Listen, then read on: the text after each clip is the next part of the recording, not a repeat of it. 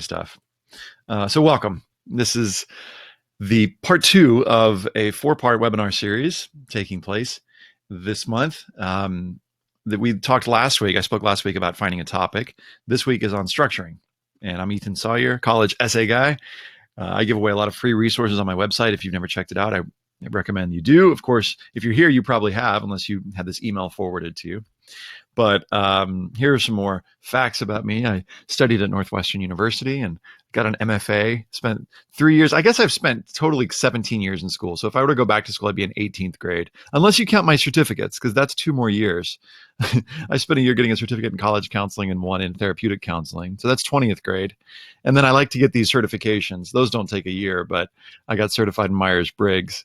So I love geeking out. My type is ENFJ, if you're curious, probably ENFP. And I got certified in hypnotherapy. And I can talk to you more about that in the Q&A if you like. I wrote a book. It's called College Essay Essentials. It's the #1 book on college essays right now, I'm happy to say. And it just came out in China last week. So I'm excited about that. And my family and I we know how to rock a onesie. This was at Christmas this last year. We went to well, the caption for the hashtag was Rogue Onesies, because this is right when Star Wars came out. So this is also me, and I like red shoes.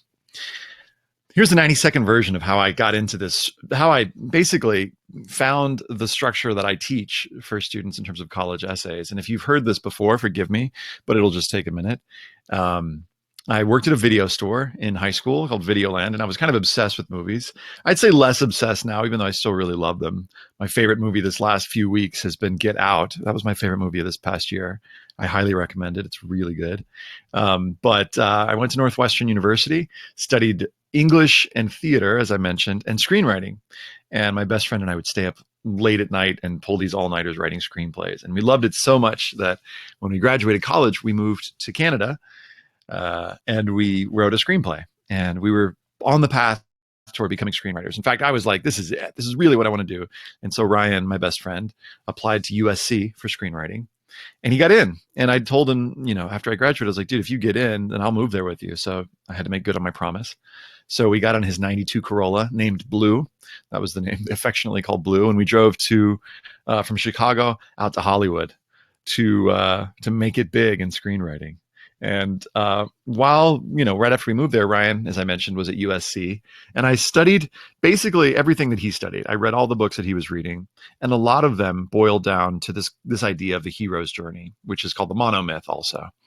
Joseph Campbell popularized this. And it's kind of like the idea of a hero embarking on an adventure, going through some kind of big experience. Sometimes there are mentor, helper figures along the way, and then returning with new gifts. So the first structure that I'm going to share with you today is going to be based on this. It's called the narrative structure. And then I'm going to share with you a totally different structure called the montage structure. And I would say it's totally different, but it's just a different way of conceptualizing your essay. So just to kind of give the broad strokes version of what I'm doing, actually, because I realized that one of the slides got erased, but basically what I'm covering today, just to give context, is I'll share with you basically how every movie works. We'll start with that. And then I'm going to share with you 2 different types of structure that you could use for your personal statement. I'll mention a couple, if you missed last week's session, a couple exercises you could use to help find your topic. And then I'm going to share with you a really great example essay, one that works in the narrative structure, which I'll tell you about, and one that works in the montage structure. And then I'll tell you how to work with me for a week this summer to write your personal statement. And I'll make a special kind of cool offer, and then we'll do Q&A. And it should last about an hour. Okay. So one of my favorite prompts while I was, basically working with students on, I was basically doing 2 things, right? I was working with students on their college essays. I got a day job doing that. And I was at night thinking about and working on screenplays, studying the structure. Now, it didn't take me long to realize that the stuff that I was studying in the screenwriting classes that I was taking vicariously with my best friend and the work that I was doing with my students there was some pretty clear overlap. And I realized in particular that when it came to helping students define their world, because this prompt here, this describe the world you come from, tell us how your world has shaped your dreams and aspirations. It's a prompt that a lot of my students are writing because I live in California. And this was the old University of California prompt. Now, it's no longer the same prompt, but it's a really good one. And if you're trying to figure out, well, what prompt should I pick? I wouldn't worry about any of the Common App prompts. I mean, I would just pick the topic of your choice, and then I would write for this one, because I think this is a really great question to answer. And if you answer this question well, you're going to be able to use it for the Common App, for the Coalition app, if you're using that. And by the way, if you don't know what those things are, you'll find out soon enough as you apply to college. Those are the systems that most of the colleges use to apply. And I would just encourage you to think about using this prompt. It also works for a lot of scholarship essays. And it also works for other schools that are not on the Common App. So anyway, as I was helping students with this prompt, I realized that when it came to their students' world, some of my students had been through challenges. And if you had to just identify for yourself, would you say, I'll just ask you, have you been through challenges? Yes or no? Some students say yeah, some say no, some say, I don't know what challenges mean. You define challenges. Challenges that you think are worth sharing about. And then there's this other part, dreams and aspirations. Raise your hand if you want to, where you are, if you know what your dreams and aspirations are, if you have a clear sense of a path for the future. Okay, and maybe you don't. Either is okay. So I want to say this and underscore it, at least, verbally. You can write a great personal statement, whether you face challenges or not, and whether you understand what your dreams and aspirations are or not. But, and this is where the structure part comes in, I think it takes a different approach depending on your answers to those questions. So take a look at this little 4-part thing. And if for some reason you can't see my screen and you can only hear me, I'll read you what's on the screen. But I've labeled these 4 types of essays arbitrarily, but they are in the type A category. We've got students who have faced challenges and know what they want to study. See if that's you. Students who have not faced challenges, but do know what they want to study. Students who have faced challenges, type C, but don't know what they want to study. And then in the D category, students who have not faced challenges and do know what they want to study. So take a look and just sort of self-assess. Go, okay, well, which of those essays could I write if I were going to write one? And if you are a parent or a counselor helping, just consider for yourself, not even for a student that you're helping, but for yourself, which one would I write? Now, usually as we grow older, we come to become more aware of our challenges. So it's not many adults say, oh, I've never been through challenges. But do this for yourself. It's kind of fun. So there are 2 exercises, and I went over these a little bit last week. And if you want to Google these, you can find out more, or you can look at the link that I've got up on the screen. One's called the Essence Objects exercise. And I won't spend a lot of time on that, but just know that that's an exercise that can be really effective in helping you begin to think about your topic. But since we're focusing on structure, I'm going to move forward. Oh, there's also a little video on SoundCloud. If you just search the Objects Exercise College Essay Guy, you can find it there. It's a 16-minute audio clip that you can listen to. And also the values exercise, which I think is really important to getting students, and that is to say any human, thinking about what's important to them. But it can be particularly effective when it comes to the college essay. And I'll demonstrate how in a few minutes when I show you the examples. This is another one that that you can find for free, or that I use on my course that I'll tell you about in a little bit.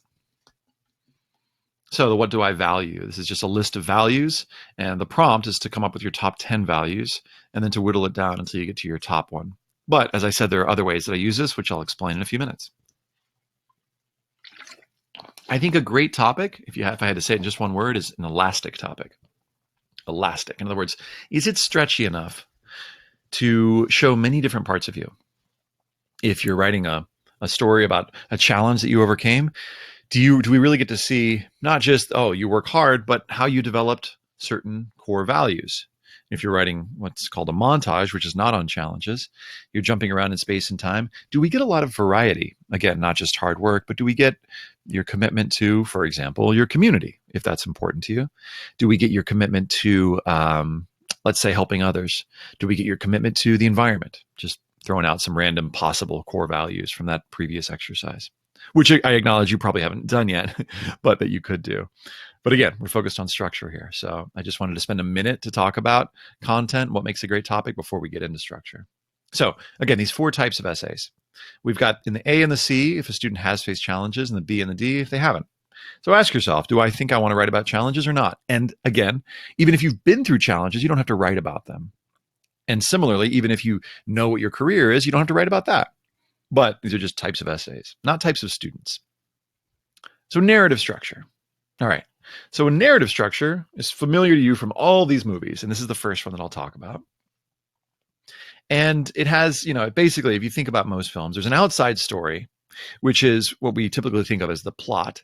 It's what the main character wants to achieve, usually. And then there's an inside story, which is what the movie is really about, sort of the inner emotional journey of the main character. One way of, an example of this would be the outside story is that the universe is being taken over by the forces of evil, and they're fighting hard to, hold them back.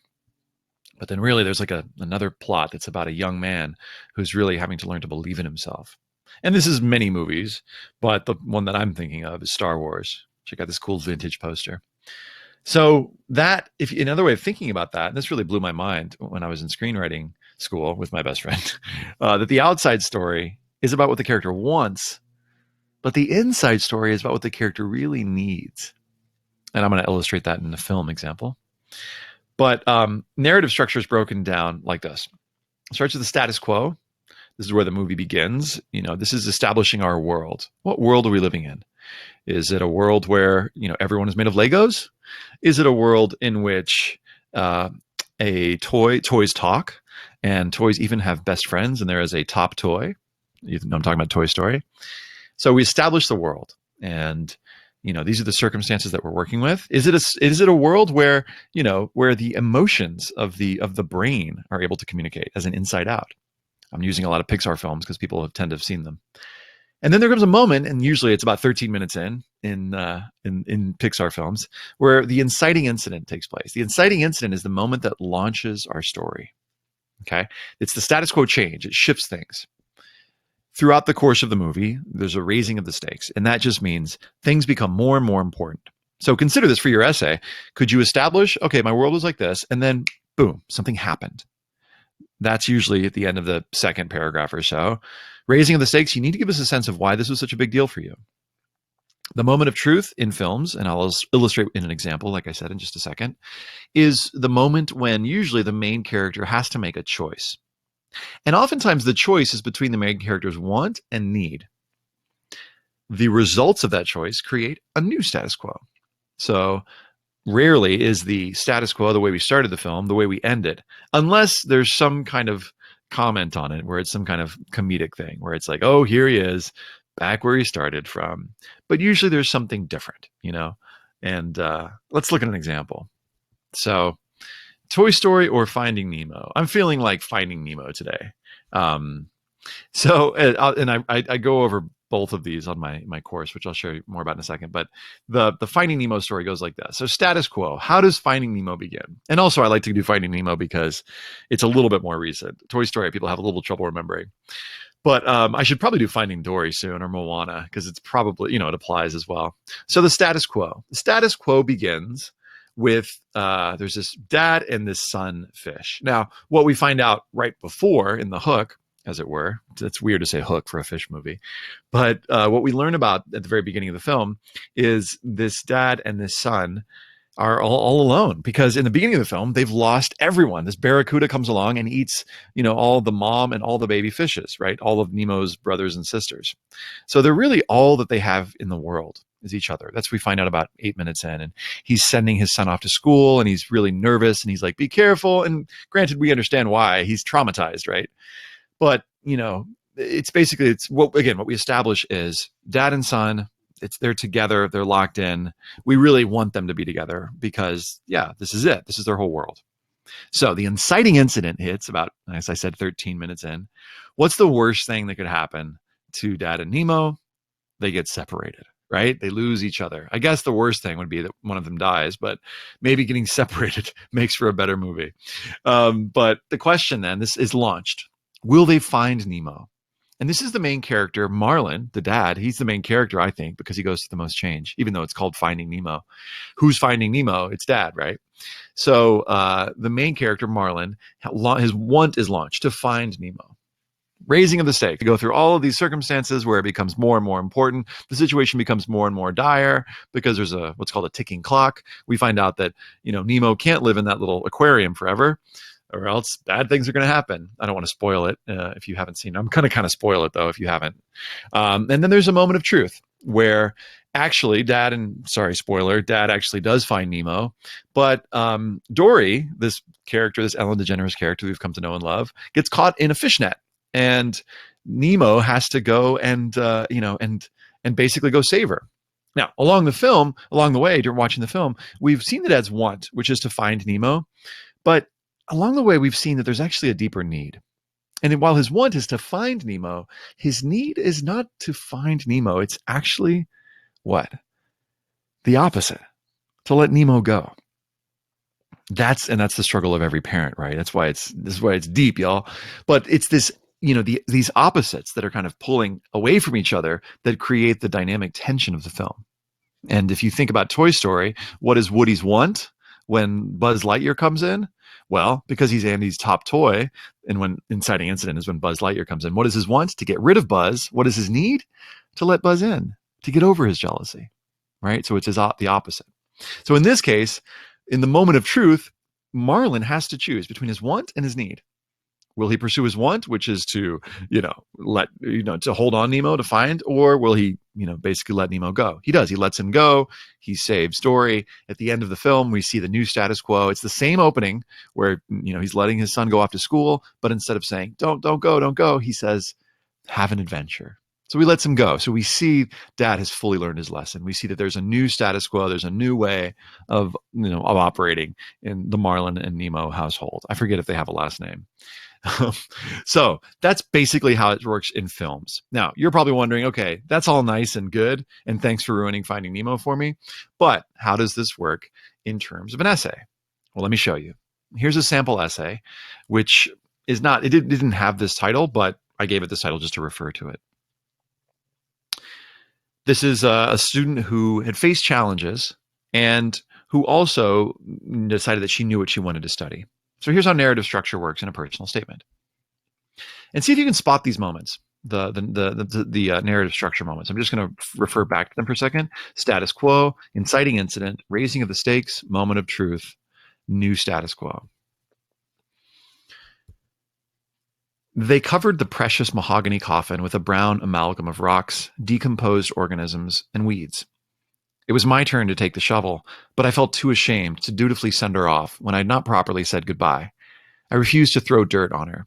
I refused to let go of my grandmother, to accept a death I'd not seen coming, to believe that an illness could not only interrupt, but steal a beloved life. So, status quo. Status quo, her grandmother has passed away. That's what we learned in the first paragraph. And she feels some type of way about that. There's a resistance. She says, I refuse to throw dirt on her. I refuse to let go. So, essentially, we're getting the want and the need, right? And what is the character? What is the problem? The question that's raised for us is, will she ultimately let go?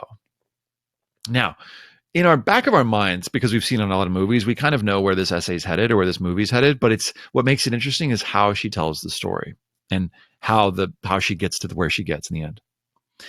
When my parents finally revealed to me that my grandmother had been battling liver cancer, I was 12 and I was angry, mostly with myself. Now, she does an interesting thing. She's actually flashing back a little bit because in the opening image, her grandmother has passed away. In the next paragraph, she says, when they told me that she was, dying, obviously that happened before, which just switches up the time reference a little bit, which is actually kind of makes it more interesting.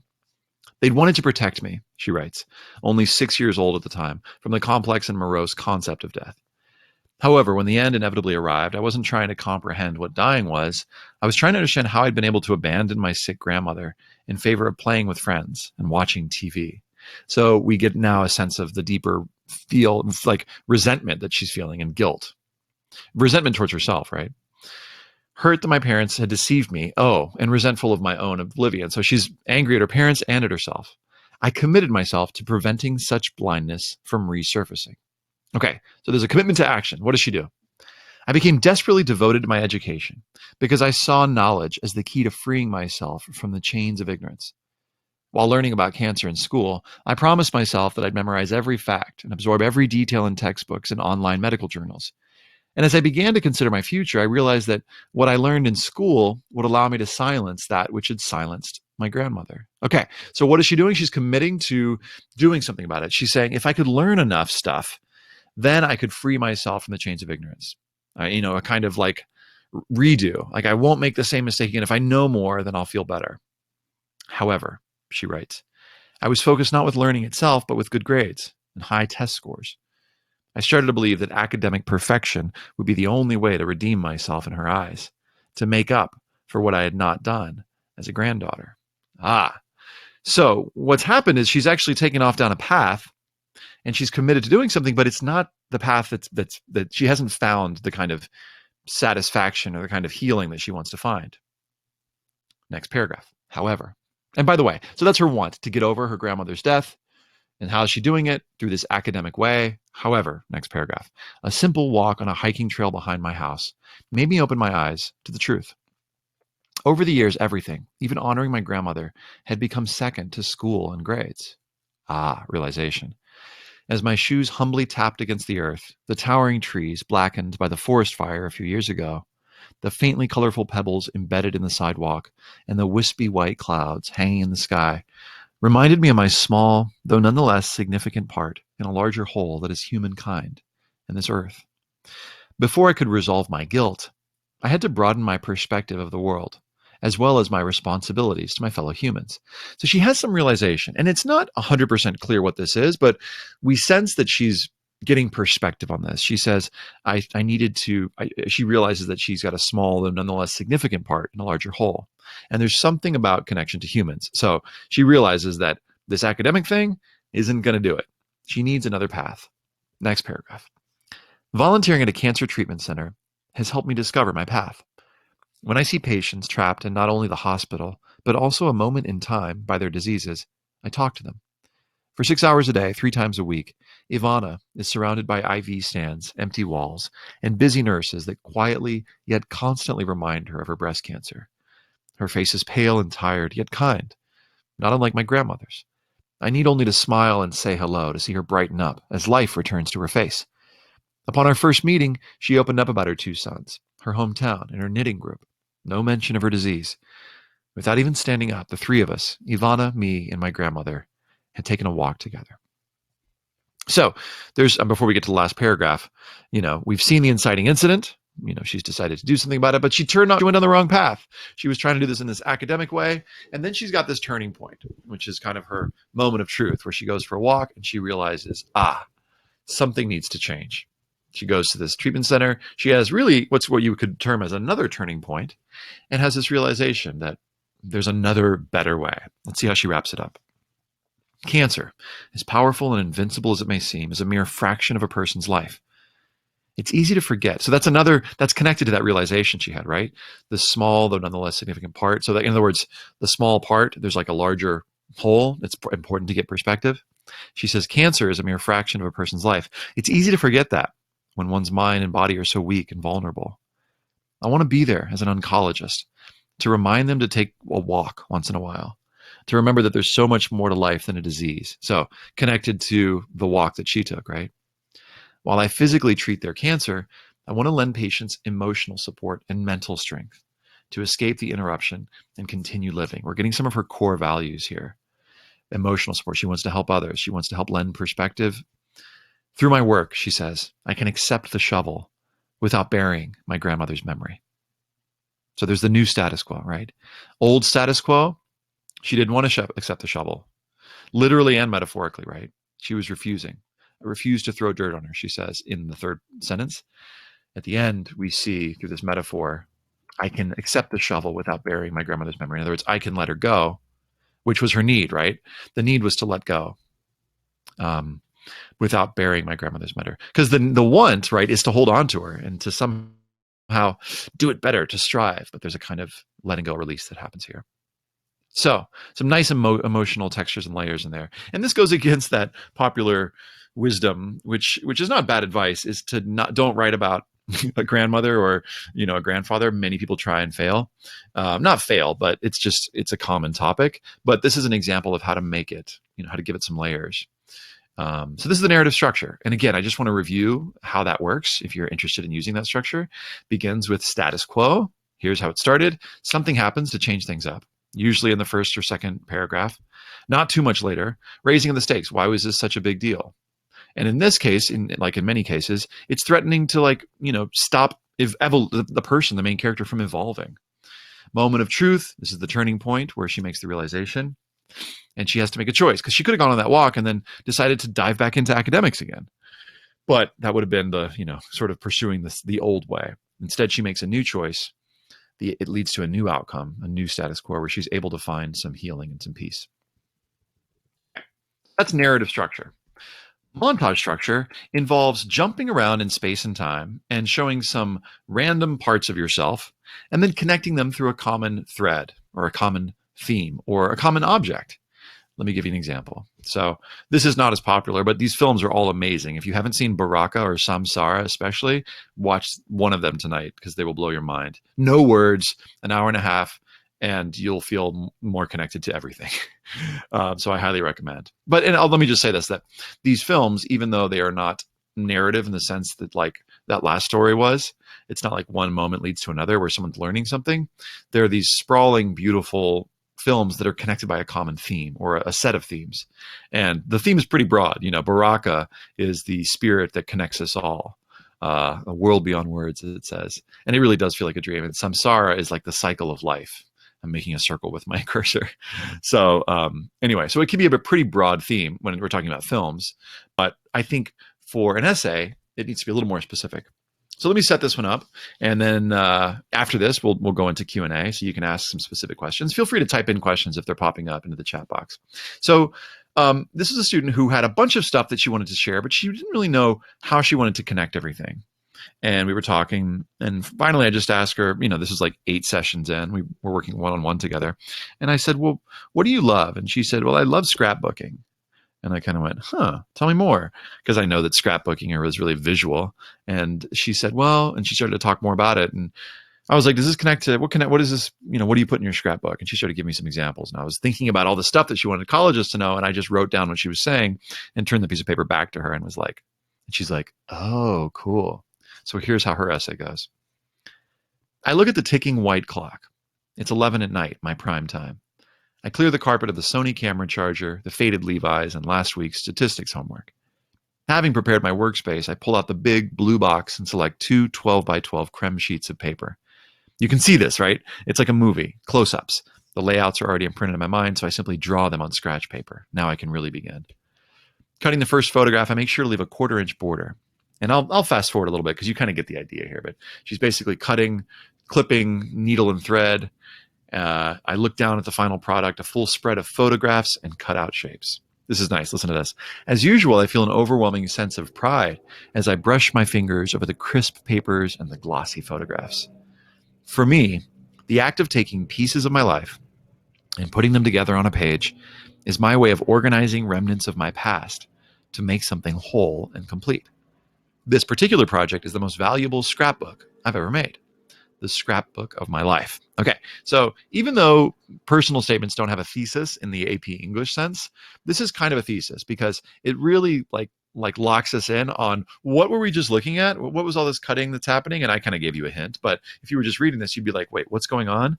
That sometimes happens in movies, right? But then we need something that will like ground us. What are we looking at? What are we talking about? Well, she explains why she's doing it. She's trying to make her past whole and complete.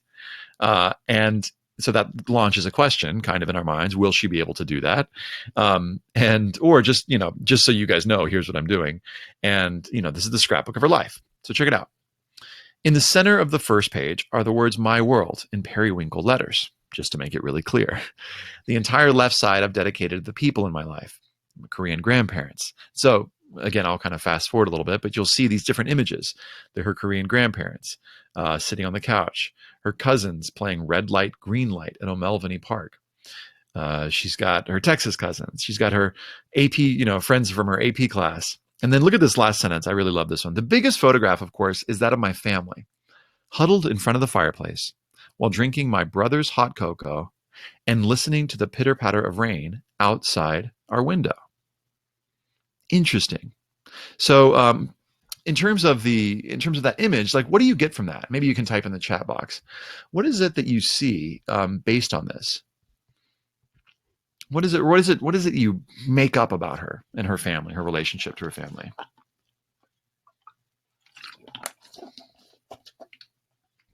Now, what people often say, and there's a little delay on this, so it might take you a few seconds for your chat to pop up. But what do we make up based on this? A lot of people say, well, she seems close to her family, or warmth, And how do we know? Well, look at these images. Obviously, the fireplace.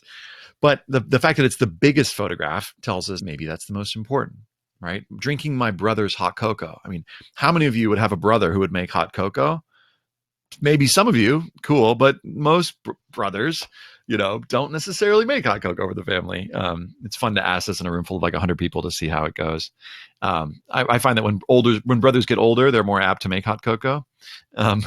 And listening to rain, not watching TV. Switch out any of these images and it's something different, any of these objects. These are all essence objects, I think, because they represent something deeper, right? Put them together and what have you got? Bippity boppity boo. No, put them together and what have you got? You've got this image of a family that's close and we learn something about her relationship to them, right? So these images really are doing, I like to call it, these are like Inception. Think of that movie. If you've not seen it, it's a movie where someone is trying to plant ideas in someone else's head without getting caught. That's what we're doing here. Each of these images is trying to plant an idea, a value, a quality, a skill. In this case, the value is closeness to her family. So let's play the Inception game. See if you can, now that you know what's up here, see if you can look at these images and figure out what is she trying to get me to know about her. I move over to the right side of the page. At the top, I've neatly sewn on 3 items. The first is a page of a Cambodian Bible that was given to each of the soldiers at a military base where I taught English. What are the objects there? Cambodian Bible, military base, taught English. Beneath it, I love this one. The picture. So, in other words, what I'm making up is that Faith. She's connected to Faith. She enjoys helping others. She's smart if she can teach English. Beneath it is the picture of my Guatemalan girls and me sitting on the dirt ground while we devour arroz con pollo, red sauce slobbered all over our lips. I love this image, as you can tell. Switch out any of those parts and it's different, right? Sitting at a nice table while we sample the foie de gras, right? Which is like fancy food. I'm not saying arroz con pollo is not fancy because it can definitely be fancy, but she's devouring arroz con pollo and she's a Korean girl devouring arroz con pollo. What does this arroz con pollo represent? I think it represents culture. And this is not a girl who samples culture. She devours it, right? So, and enough that she's willing to get messy and she's sitting on the dirt ground. So I don't know. I like this girl. She's just the girl with the faded Levi's she mentions at the top. And so I'm again, each of these details is telling me something about her. I reread the third item, a short note. A student at a rural elementary school in Korea had struggled to write in her broken English. Now, will the admissions reader pause as I'm doing and be like, I wonder what these images reveal? Not necessarily. Maybe, I don't know, but probably not. But you're still sending messages through these images.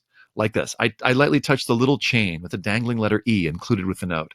The fact that this student was willing to send a gift to this, the author says what? They had a good relationship. Maybe she's a good teacher even.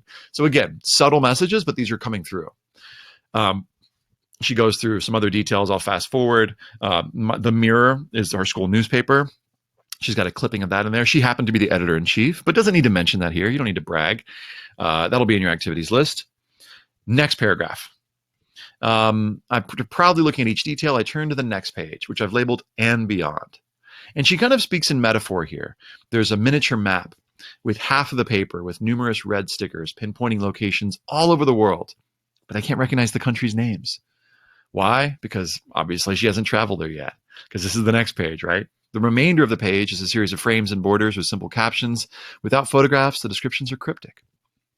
For now, that second page is incomplete because I have no precise itinerary for my future. Great, fine, you don't have to tell us, right? I just wanted to point that out. That even if you know your career, you don't have to mention it. The red flags on the map represent the places I'll travel to, possibly to teach English like I did in Cambodia.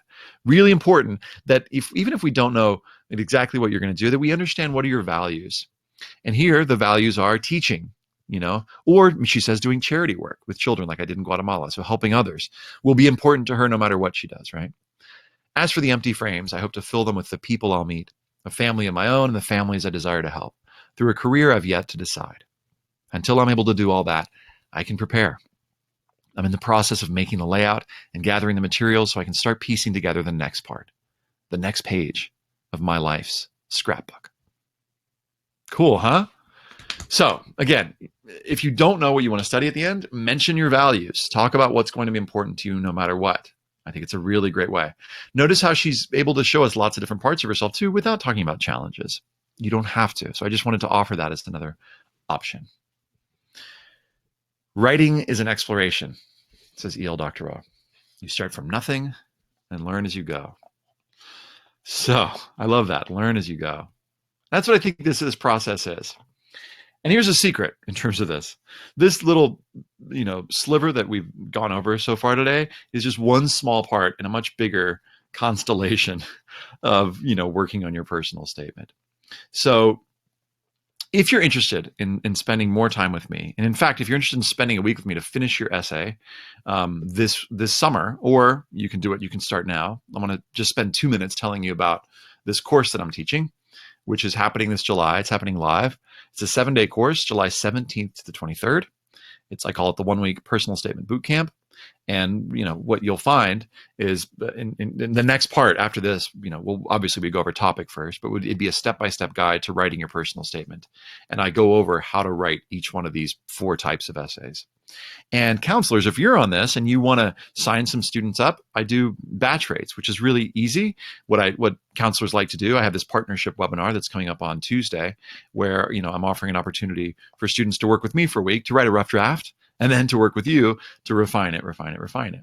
So some of the questions that I'll answer include these. I don't need to read them. You can read those. But some of the questions that come up is, what shouldn't I write about? Are there any topics that should be off limits? How much is too much? How do I revise my essay? How do I go through those many, many revisions? I've got an exercise for that. Are any tips for great endings? And one of the things I'll be doing on the course is giving a Q&A each day. So for 30 minutes, and there's a counselor version too. So, counselors can sign up for that. If you want to go through the course, I basically in the morning do a counselor version, and then the late afternoon, I do a student version, and, can help, give tips on that. So let me just show you really quick inside the course. Let me just switch my screen. Give me 1 second. 1 second.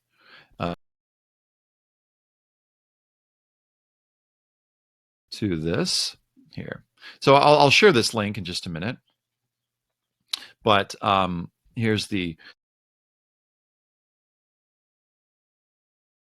.com, and you click on where it says services and go to live courses. Let me just show you that real quick. So you click on live courses, and then you'll find, after a pause, after your internet slows down, you click on this 1-week personal statement boot camp. I've got a couple other courses one is on the supplemental essays, which is writing all the other parts of your application. And then one is on the UCs, which is, how to answer those prompts. That's if you're applying to the University of California schools. So the 1-week personal statement boot camp, here it is. There's 7 lessons. It's pay what you can. There's a pay what you can option as well for students who where money is a challenge. It's 100% guaranteed. So if anybody takes it and doesn't like it, you can just get your money back. No big deal. Here are each day I map it out. You can look at this on your own. There's a student version, as I mentioned, and there's a counselor version. I'm doing an early bird rate, for until July 1st. If you can't make the times, don't worry. Basically sign up and I'll send you a recording each night. In fact, there's a live course and then there's a video course. So if you just want to take the course like right now, it's on demand, it's available. It's last year's version. And I've got lots of Q&A. If you want to take the course with me, that's the one that's happening in late July. And so is there anything else I want to tell you about that? I think that's it. You'll see some testimonials. Some students have gotten into some great schools after having written some essays with me over the summer. And as I said, you'll have an opportunity to ask questions.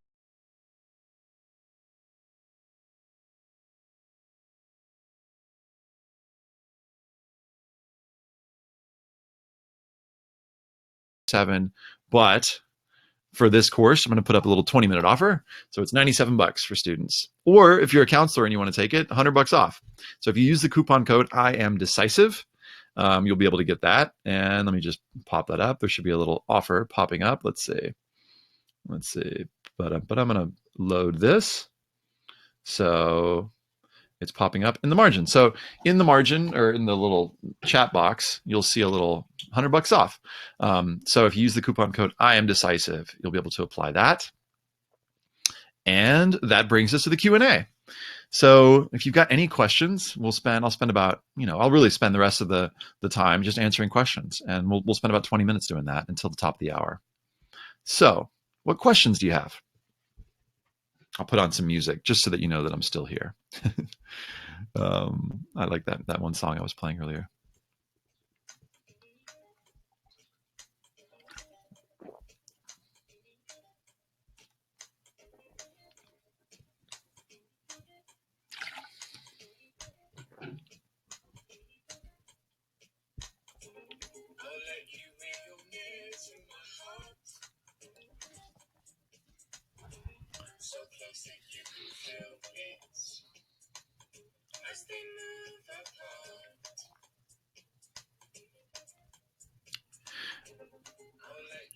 One of the things that students have said they really like about it is they liked that it was just a week. Like, it was a week and you were able to really get a solid draft done. Yes, Janice, I'll be sending a recording. That's the number one asked question. You can assume that on all the webinars, I will send you a recording. So one of the things that counselors said they liked about it is that they really liked that they felt like when they went through the course, they had more resources and tools for helping their students. Alyssa asks, what made you get a certification in hypnosis? My wife did it, Alyssa, and it was pretty cool, the stuff that she was learning. And she's like, I think you'd really dig this. And I'm just interested in how we can tap into other parts of our psyche and become and find wisdom there and creativity. I feel like there's a lot that I don't access on a daily basis. And I think that, when I had a sense that I was kind of doing some with my guided meditations with students, that I was leading them into, in some cases, trance states, which is not a scary thing. It's like we go into a trance state when we are driving on the freeway and miss our exit. Let's see. So essentially I was interested in just learning more tools in relation to that. So it's cool. It's also fun to say hey, I could hypnotize you. You could hypnotize me too with a little trading. So that's what made me get into that. And I did it through a program in Los Angeles that is pretty cool. And if you're interested in that, you can just email me at info@collegeessayguide.com. And I'm happy to share with you where I did that. Let's see. Paul asks, how different is your course from your book content? Paul, it depends on are you a teacher or a counselor? So if you're, a teacher or counselor, a student or a counselor / parent. So if you're a student, it's not super different. I'll be basically walking you through the book, like the exercises. I would say that the value of taking the course is if you're a student. And so maybe you can let me know, Paul, if you're a student or a counselor, because then I can tailor my question to you.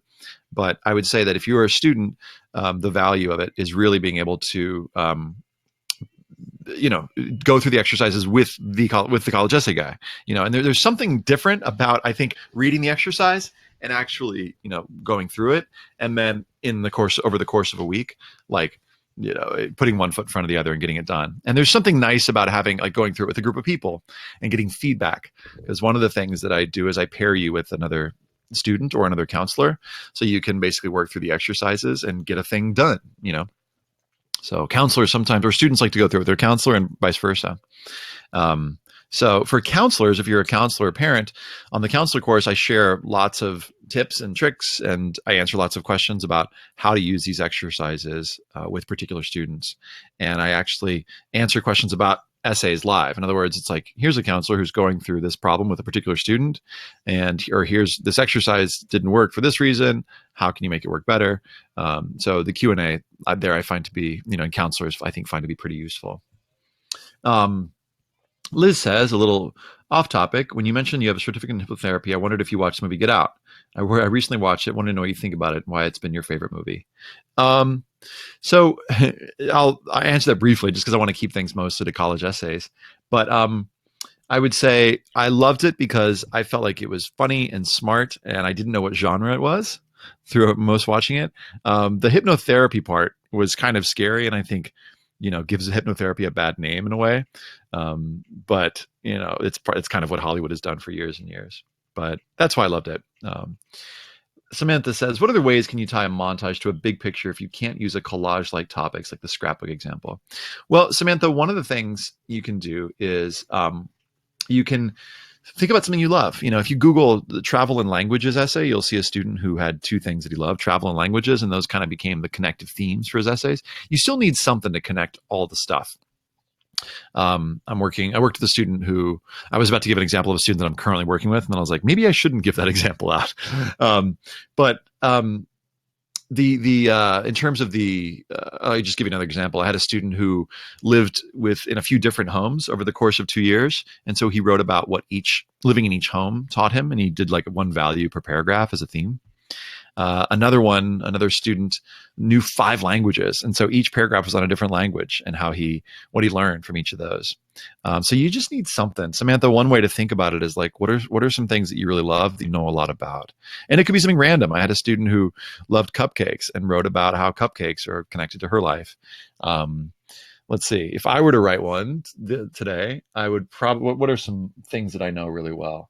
I think like self-help books. I've read a bunch of those, and I think I could probably write a pretty funny essay about self-help and what I learned from those. I could probably write one using. Let me think. What else am I into right now? Like productivity tricks. That's a really funny one. You know what I would probably write about is I would probably write about the battle in my life between being productive, because I like to think an extraordinarily productive person at times, but so much so that it kind of runs my life. And I try to make like my interactions with other people and my wife and daughter productive. And that hinders me. And that's a challenge. So I would write about that versus my desire for presence and laughter and fun, and how that's a challenge in my life. Because that's probably my biggest challenge right now is how can I, shift modes. I wish if I had a superpower, if there was something I wish I was better at, here's another thing. It's being able to shift from productivity mode and work mode into play mode. And I'm going to try and do that in like 12 minutes. Once we're done with this webinar, I'm going to try and go and hang out and play with my daughter.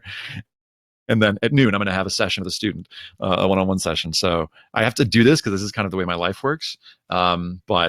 So that's my life. So that's what I would write about. So that theme would be like the connective montage potentially. That could also work as a narrative, but I'm not sure I know exactly when that began.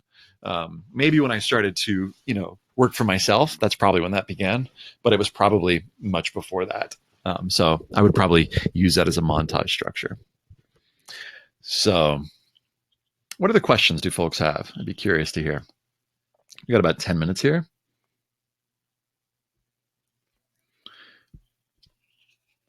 What are you challenged by, or what questions do you have about just the college application process, if you like? Liz asks, when would you suggest freshmen entering high school this year to begin writing or planning college essays? Well, so Liz, there's different advice that I would give around the college application process. When it comes to writing essays, I wouldn't. So there's 2 ways that I can answer this. One, don't worry about writing the essay unless you're just wanting to, you or whoever you're working with, if you're a parent, would just like have fun and like, explore and use it as a creative writing exercise. Like describe the world you come from and how it's shaped your dreams and aspirations is interesting for anybody to write about, whether you're 14 years old or, 40 or 80. My grandmother, I've loved listening to her answer to that question. So just as a personal growth thing, I think that would be great. But in terms of how you can prepare, first of all, getting the best grades in the most rigorous classes is probably the best way to prepare. Making sure that you're making the most of your summers and doing something interesting there. I've got on my podcast, I've got a, how to make the most of your summer, which you can just find collegeessayguide.com/podcast. And, so that I would check that out. But, it's preparing by having interesting experiences. Go out and have the experience that you're going to eventually write about. So what does that mean? It could mean lots of things. It could mean getting a job. It could mean traveling. It could mean, trying to start a business. What it depends on what your interests are, right? So just I'd say pursue your passions in an active way, and that's the best way to prepare, is just to go live and have an interesting life and have interesting experiences to write about. Let's see. Let's see. Tracy asked, any tricks or advice to get students to show in their writing rather than tell? Yeah, Tracy, I would just give them examples, and I would say this. So, like in some of the example essays that I use, one is the endodontics essay, or give the scrapbook essay. You can Google, or it's in my book, the scrapbook essay, and just show them that essay and ask them, what do you learn? And then ask them, okay, well, what if you just wrote the tell? Like, which one is more interesting? What's cool about the scrapbook essay is that when you ask them to make up stuff about certain details, everybody's going to have a different response. So some people will be like, oh, it means this, another means this. And that's the value of, and once they sort of see that different people have different responses to it, you can sort of show them that, like, yeah, that's what's cool about using images. Some students are better at it than others, but it takes practice. And so in a session with you, they do it once, they'll get better at it. Encouraging them to continue to do it, they get better. But show them the value of it. Show them why it's more interesting. Ask them what they remember from a certain movie they like. So pick a movie you like. Let's say, what's a movie that I like? I mentioned Get Out, but let me pick another one that's probably more well known. Finding Nemo. What's an image that I remember? I remember Dory getting caught in that fish net. I remember that let's see, and in Finding Dory, I remember like when Dory gets caught in the undertow. Those are images. So the things that are most memorable to us from movies, because movies are visual, are images. But storytelling is visual too, and college essays are visual too. So just, again, emphasizing why it's a cool and good idea and how it's actually better, and then showing them some examples, and then getting creative and just asking them to do it once. So getting them to do it once, it'll build confidence and go, oh, I can actually do this. And like I said, just showing good examples from either movies or from essays can help do that. That's my advice. Let me say one more thing to y'all. If you'd like to complete all your essays with me, the other thing that I've got going is I've got those other courses that I mentioned. So if you go back to that same page where you've got where you can like see the courses, I'll just show that to you really quick again.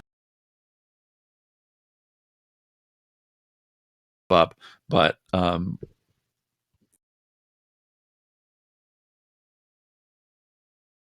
other courses that I'm doing. So beyond the 1 week personal statement course, the supplemental essays course, let me just say 2 words about that, just because we don't have any questions right now.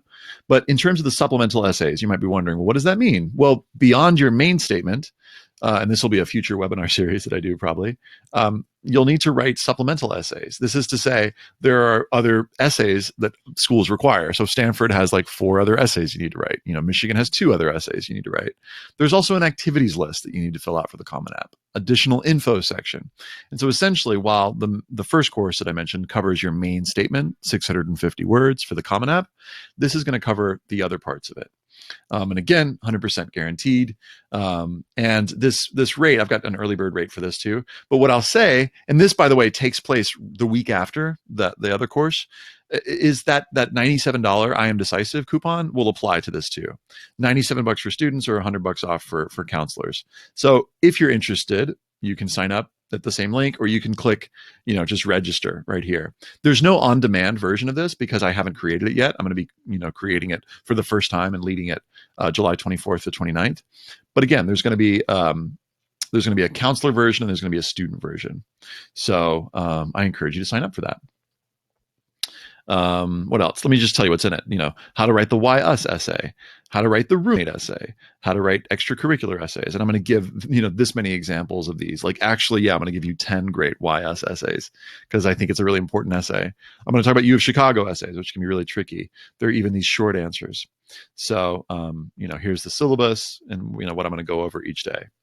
So I encourage you to check that out. The last one, and I won't spend too much time on this, is that the UC, the UC application, which are different essays. Unfortunately, these don't overlap, but the UCs are looking for some very particular information, and you can check it out. Let me tell you more about this Pay What You Can offer too. So check this out.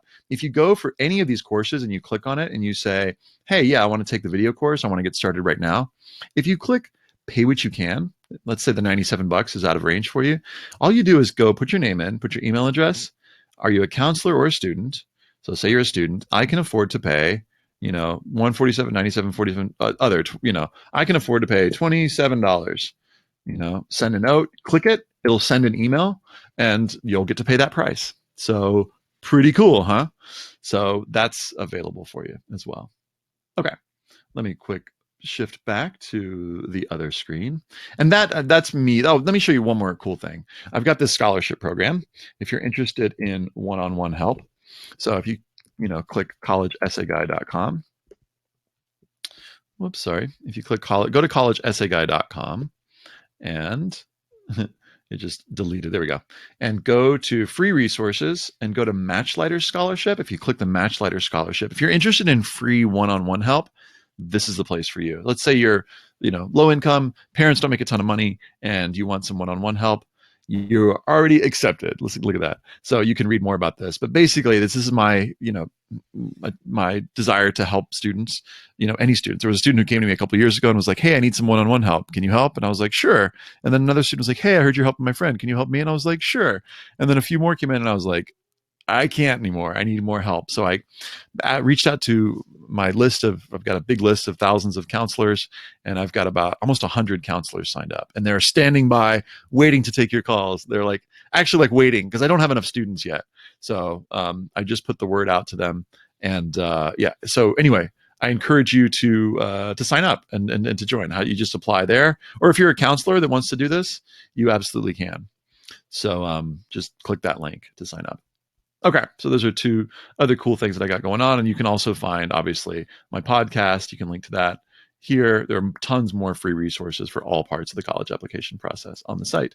I'm kind of known for the free resources. This one more time.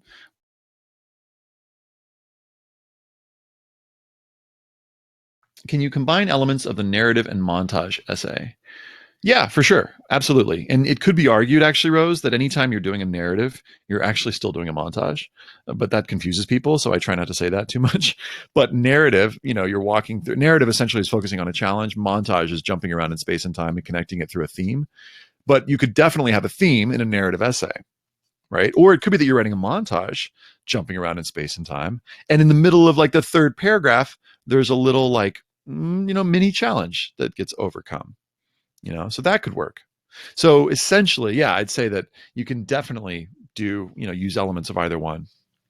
Liz asks, is the pay what you can essentially a payment plan?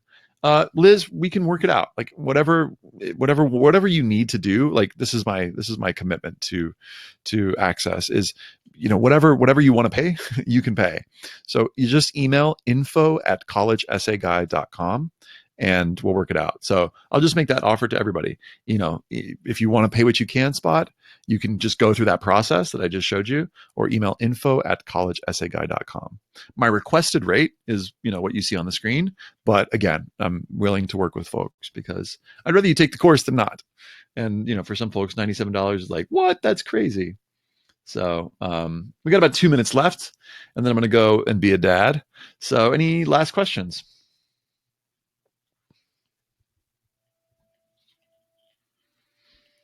I'll keep the music going.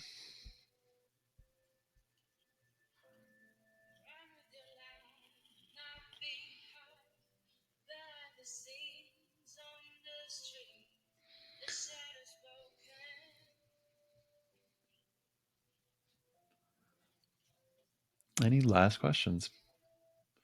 Like I said, there's about a minute left on this offer, but as you know, the pay what you can thing will be there. So no stress, no worries, as they say, as the kids say.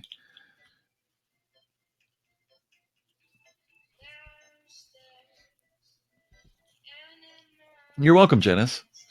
And you're welcome, Tracy and Samantha. And everybody said thank you. Rose asks, how many drafts or revisions do my students usually go through before finalizing their essays? It depends. I'd say, Rose, the essays examples that I gave probably went through, 8 or 10 drafts. So I think that to get to a great essay, it sometimes takes that. I had a student last year who did 21 drafts. But I think if you're a writer and you know what you want to write about, I think you could do it in 4 or 5 drafts. But I think sometimes it takes a little while. Sometimes you go through a couple different topics before you find the real story. So I'd say plan on 10 drafts, plan on 20 hours. Some students spend much more, but I'd say that's probably a good amount. I think it takes a week to get a solid draft done, but that's working every day on it. And I think it takes a month to like really, really get it honed. How do I like Northwestern? I love Northwestern, Alyssa. I'd highly recommend it, especially if you're interested in theater and the arts. It was just an incredible, incredible, wealth of opportunities. So anyway, all right, friends, I'm going to cut it off there. And Janice says a student went through over 35 drafts. It got way overwritten. Yeah, I feel you. I feel you on that. So anyway, thanks y'all. Thanks for being here. Thanks for spending time with me. If you've got any questions, email info@collegeessayguy.com and my brother or I will get back to you. And my brother's my right-hand man, the guy behind the scenes. His name is Devin. He's really cool. But thanks, and have an amazing, amazing weekend. Bye-bye.